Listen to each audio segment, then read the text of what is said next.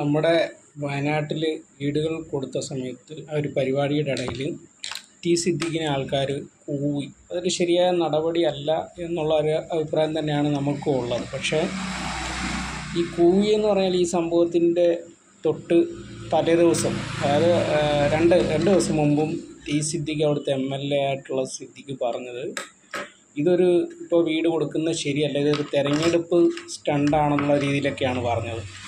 ഇനിയിപ്പോൾ തെരഞ്ഞെടുപ്പ് സ്റ്റണ്ട് ആയാൽ പോലും സാധാരണപ്പെട്ട മനുഷ്യർക്ക് ആ ഒരു വീട് എത്രയും പെട്ടെന്ന് കൊടുക്കുക എന്നുള്ളത് സർക്കാരിനെ സംബന്ധിച്ച് അത് ഏറ്റവും വലിയൊരു കാര്യമാണ്. പക്ഷേ ഇവിടെ ഒരു കാര്യം പറയാനുള്ളതെന്ന് പറഞ്ഞു കഴിഞ്ഞാൽ, സിദ്ദിഖിനെ കൂവിയത് ആ നാട്ടുകാരല്ല.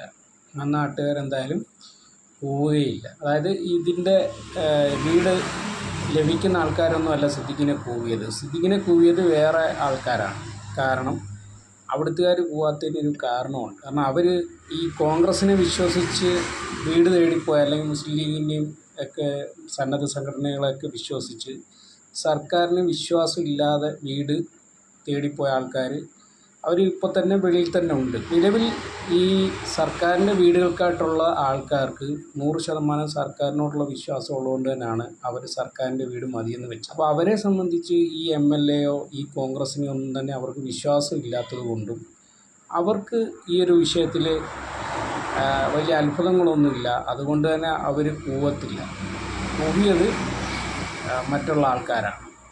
അതാണ് ഇവിടെ സംഭവിച്ചത്.